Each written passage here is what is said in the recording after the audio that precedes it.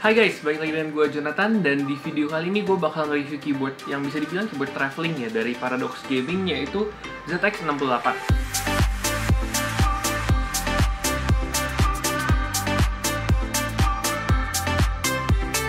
Oke, jadi keyboard ini adalah keyboard bisa dibilang baru dari Paradox Gaming, dan ini adalah 65%-nya lagi. Dan sebenarnya dulu gue pernah review keyboard dari mereka juga, tapi ini kayak iteration baru mereka, dan keyboard ini nih kayaknya tuh ditujukan untuk orang-orang yang suka traveling. Nah, maka dari itu, yuk kita mulai dari build-nya terlebih dahulu. Untuk keyboard ini, dia tuh dibagi menjadi dua bagian. Sebenarnya ada 3 sih, tapi yang 3 itu detachable. Jadi yang bagian pertama itu adalah alu case-nya dan juga bottom plastiknya. Nah, yang bagian ketiga itu dia tuh cuma sebagai kayak enclosure-nya doang, tapi dia itu magnetic ke casing keyboardnya. Untuk bagian aluminiumnya sendiri, dia itu di bagian atas dan juga samping-samping keyboardnya. Dia itu berbeda dengan key crown yang ditempel-tempel. Kalau yang ini nih beneran aluminium. Tapi untuk aluminiumnya sendiri itu tipis banget, dan menurut gue sih sebenarnya nggak masalah karena ini keyboard buat traveling, dan si aluminium itu tuh memberikan semacam feel kalau misalnya kalian pegang di ruangan yang dingin kayak lebih lucu gitu, jadi sejuk-sejuk gitu. Nah, terus di bagian samping kiri keyboard ini dia tuh ada USB Type-C. Setelah itu dia juga ada on-off button untuk kontrol Bluetooth-nya. Terus di sampingnya itu juga ada indikator untuk baterainya. Jadi kalau misalnya untuk baterainya mau udah low, dia bakal kedip-kedip merah. Kalau misalnya masih full, dia bakal warna biru. Kalau ngecas, dia merah kekuningan kehijauan gitu. Nah, terus sekarang kita putar keyboardnya dan lihat di bagian bawahnya. Untuk bagian bawahnya tuh dia dibuat oleh plastik, dan juga dia ada 4 rubber feet. Dan that's it, hanya itu aja di bagian bawahnya. Kecuali kalau misalnya kalian mau ngitung sih kayak semacam enclosure-nya gitu. Nah, speaking of which, si enclosure ini nih bisa gue bilang cara build sih bagus ya. Dia tuh dapat berfungsi sebagai keyboard cover atau dapat berfungsi sebagai tablet holder. Nah, terus untuk beratnya, kalau keyboardnya sendiri dia tuh sekitar 500-an gram, yang menurut gue tuh sangat amat bagus. Apalagi ini keyboardnya keyboard travel ya, bukan keyboard buat taruh di meja. Oke, sekarang gue bakal lanjutin ke keycap. Keycap di keyboard ini menggunakan ABS dengan ketebalan kurang lebih 1,3 mm. Dia itu juga printingnya menggunakan double shot, tapi di beberapa keycapnya dia ada sub-legends yang di-print menggunakan laser etching. Setelah itu, di unit gue, bagian spacebar-nya itu tuh dia menggunakan die sub, dan dia itu tuh mendapatkan kayak tema laut-laut gitu. Lalu di keyboard ini untuk fontnya dia juga nggak alay, dan sebenarnya di keyboard ini nih ada yang menarik banget menurut gue, yaitu di bagian escape-nya. Untuk bagian escape-nya itu tuh dia step, jadi kayak bentuknya tuh kayak tangga gitu, yang jujur pertama kali gue ngeliat kayak escape yang step tuh di sini gitu.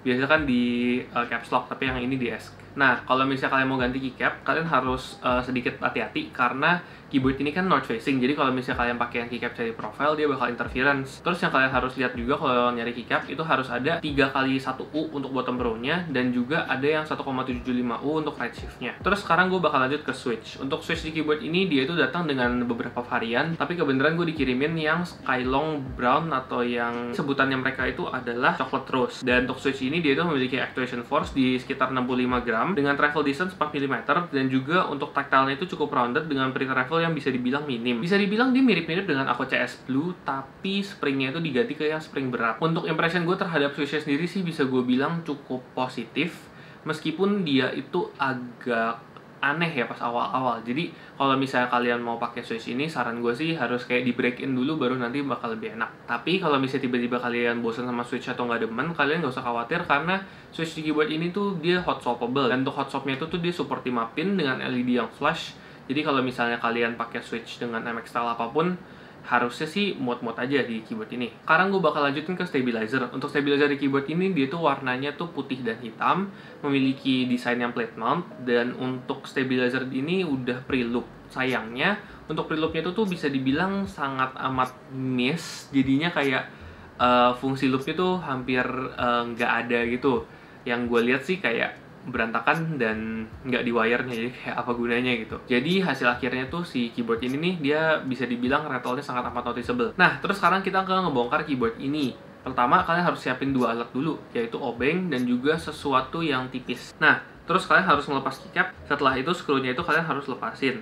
Nah, untuk skrunya itu tuh dia bisa dibilang emang lumayan banyak. Seingat gue sih ada 8. Nah, setelah semua skru sudah dilepas, kalian tinggal putar keyboardnya. Dan pakai yang benda tipis itu tuh kalian hati-hati congkel si plastiknya itu. Setelah dilepas itu tuh nanti bakal ada satu kabel JST yang hubungin si baterai dan juga PCB-nya. Terus di bagian plastiknya itu tuh juga ada baterai yang ada tulisan 900 mAh. Tapi tebakan gue sih 1900 mAh karena dia tuh tahan 3-4 hari dengan RGB. Dan kurang lebih begitu doang kalau misalnya buat ngebongkarnya, bisa dibilang relatif mudah. Terus sekarang lanjut ke fitur di keyboard ini. Untuk keyboard ini dia tuh menggunakan Bluetooth connection dan juga ada wired connection. Untuk Bluetoothnya itu bisa menggunakan 3 device berbeda sekaligus. Dan untuk battery life itu sekitar 3 atau 4 hari dengan RGB full on. Nah, otomatis kalau misalnya kalian pakai wireless, dia tuh bakal ada timeout mode-nya kan, atau misalnya kayak matinya gitu. Di keyboard ini dia tuh hanya bakal ngedim LED-nya itu sekitar 5 menit of inactivity, dan dia itu bakal mati sekitar 20-30 menit kalau nggak disentuh.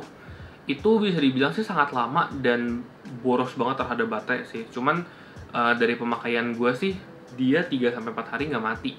Jadi itu bisa dibilang seboros si ya keyboard lain lah yang lu pakai RGB nonstop itu 3-4 hari harusnya biasanya habis sih. Terus kalau misalnya si keyboard itu cuma ngedim LED-nya, dia itu untuk response time-nya pas kalian mencet dia bisa dibilang langsung instan.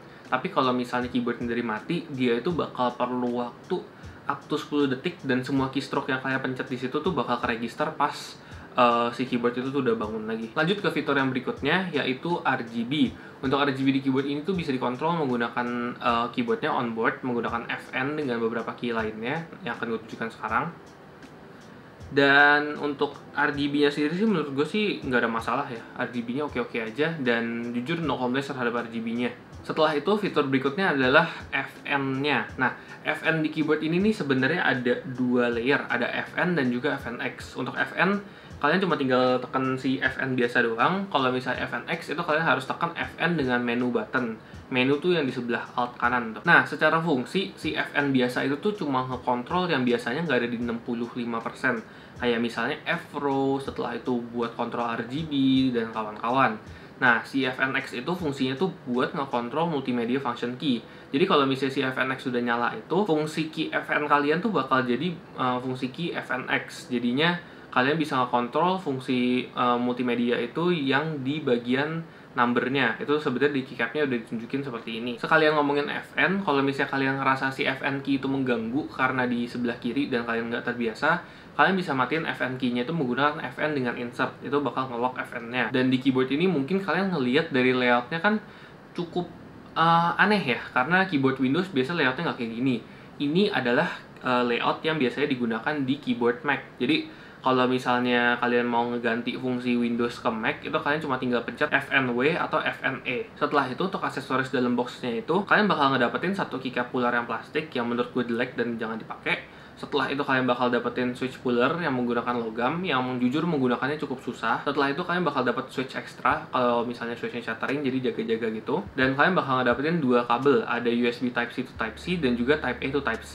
Sekarang ke pengalaman gue pakai keyboard ini sekitar 1 mingguan gitulah. Nah, untuk pengalaman gue pakai keyboard ini bisa gue bilang relatif positif. Gue pakai keyboard ini jujur experience gue baik-baik aja, kecuali ada satu masalah yang menurut gue sih cukup besar. Tapi itu kayak masalahnya sangat mengganggu buat gue sih. Buat orang lain harusnya mengganggu juga. Nah, untuk masalah itu apa? Keyboard ini tuh suka kayak anggapannya nggak ngeregister apa yang lo pencet.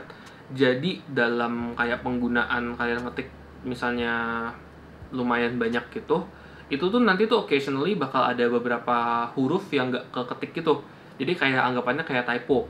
Dan gue yakin gue nggak typo karena gue berasa gue mencet dan beneran bottom out. Jadi kalau misalnya dia itu ada kayak gangguan kayak begitu, berarti most likely bukan dari guanya. Tebakan gue sih ini dari wirelessnya, tapi gue jujur nggak terlalu bisa memastikan juga, soalnya main device yang gue biasa gunakan buat ngetik tuh yang ini doang, komputer gue yang ini.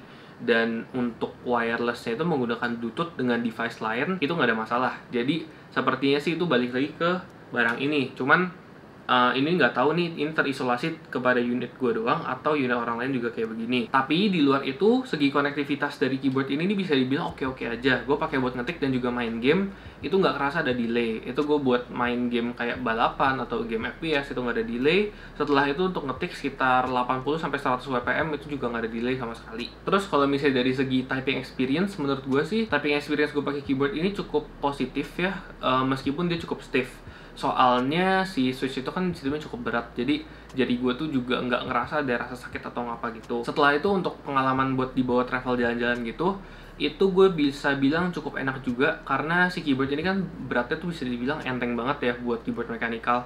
Jadi buat kayak keyboard travel gitu, bisa gue bilang sih bagus banget karena dia tuh enteng banget gitu. Jadi kesimpulannya adalah apa?